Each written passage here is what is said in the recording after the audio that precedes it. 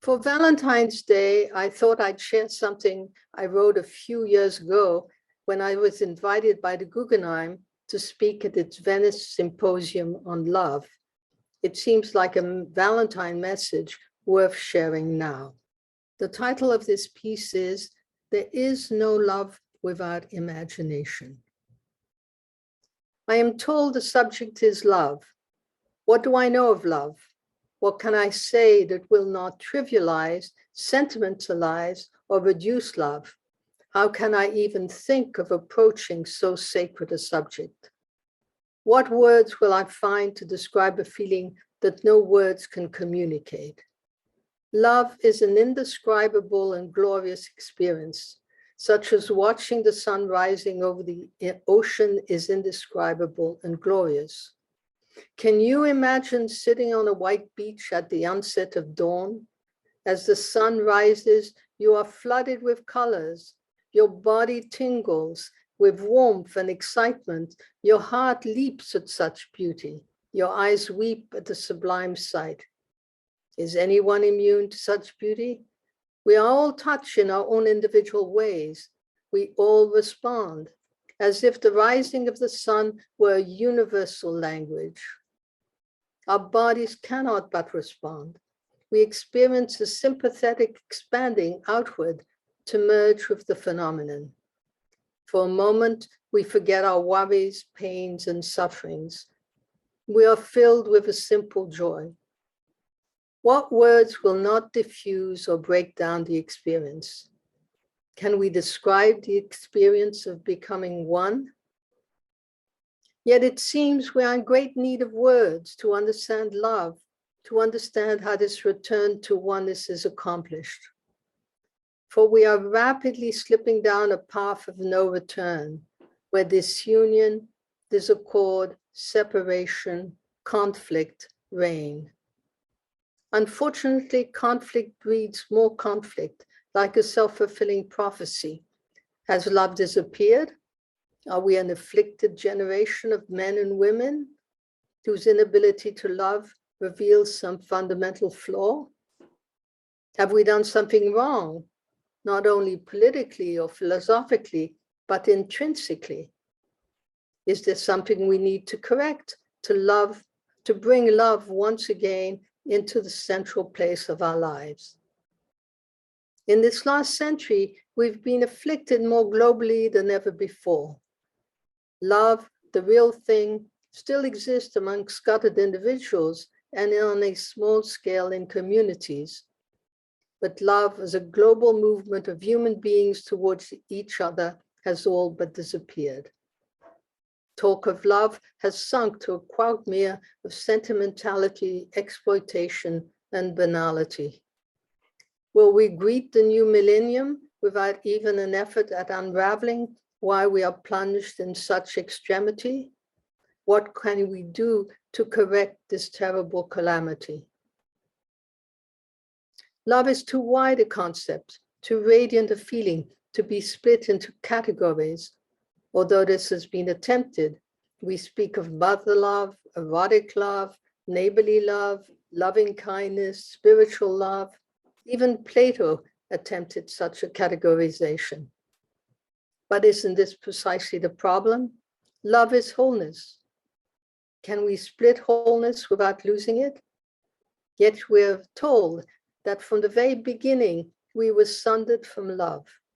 Our first story, that of Adam and Eve, tells how Eve, loving God, wanting to be just like him, listened to the words of the snake and ate of the forbidden fruit.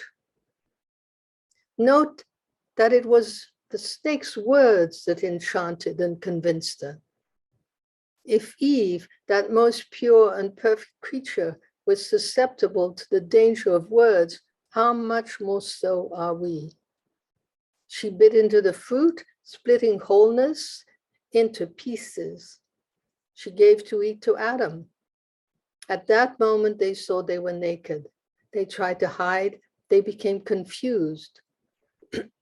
Note how separation breeds confusion. Is that not a contradiction? Are we not told that clear boundaries define, delimitate, and clarify. Our whole civilization is dependent on upholding this very concept. What happened here? We should be able to tell love from non-love. Yet sundered from the wholeness of love, we can only flounder and wonder whether love is truly love or merely self-interest. Today, we are like Adam and Eve, mixed up, fallen from our Garden of Eden. We have polluted our earth, our rivers, our air, our foods, our children's minds with images of violence, despair, and drugs.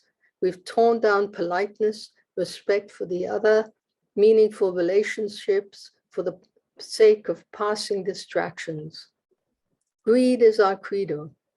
The more we grope for power, the greater our loss of empowerment. Today, we feel impotent to change the evils which afflict society, much less those that afflict our lonely, dissipated lives. How do we go about changing these growing sets of meaninglessness, despair, impotence? How do we reinvent the world and ourselves with love?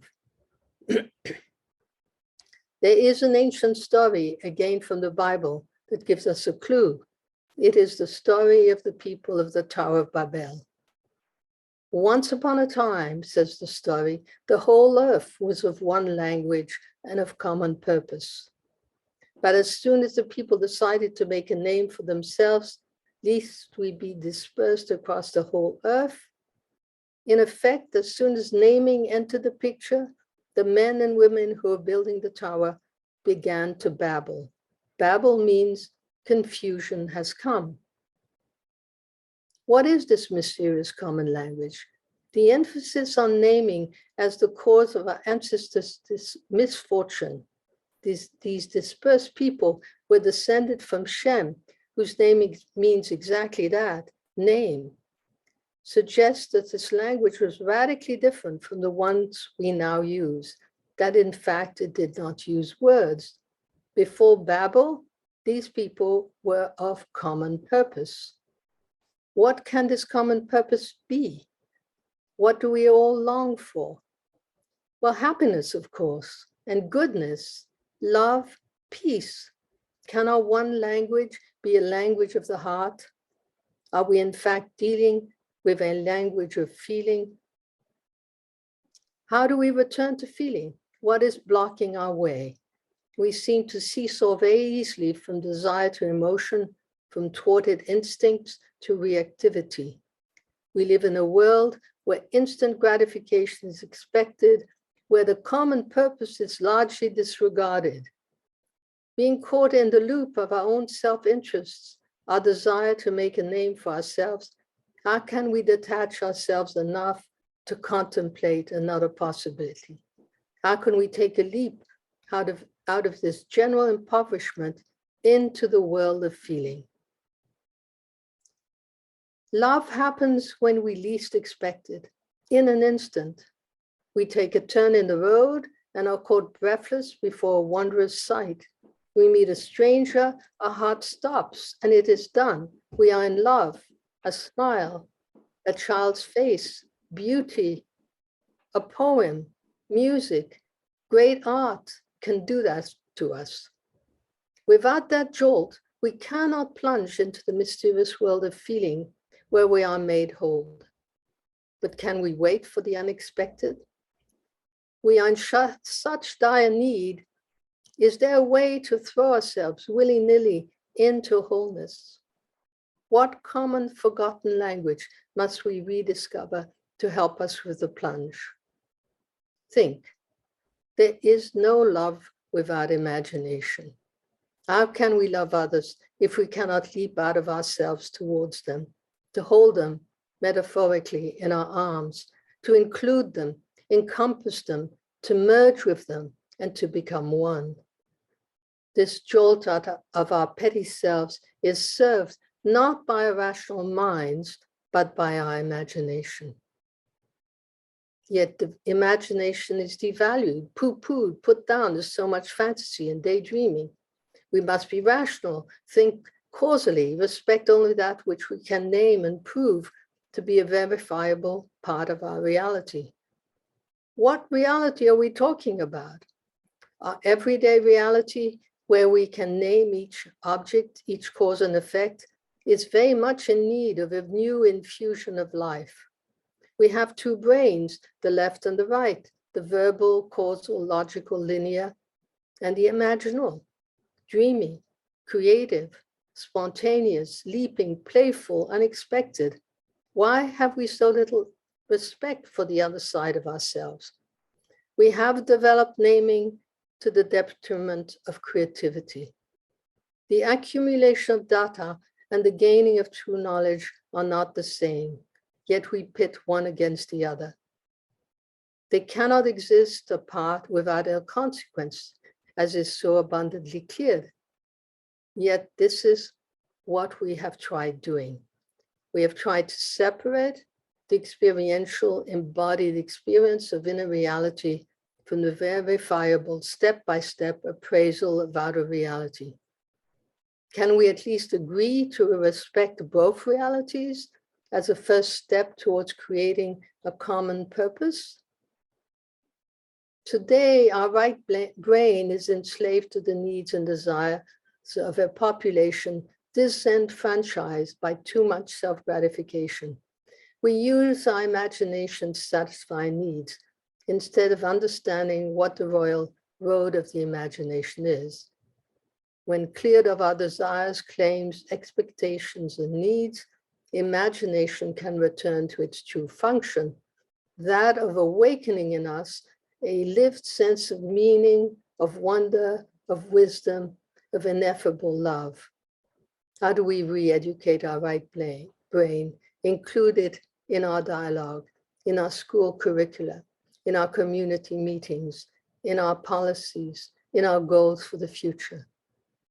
There's only one way, which can be exercised in a number of different modalities.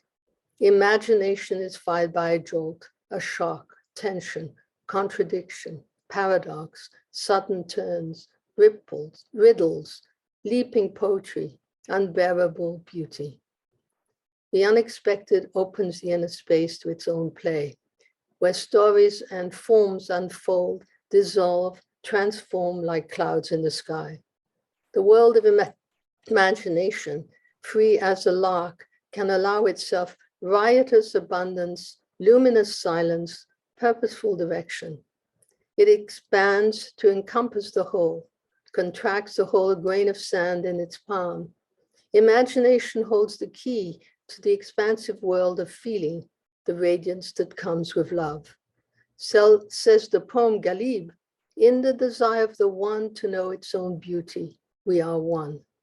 Let us learn from the poet and look into our own beauty. It is the secret to love.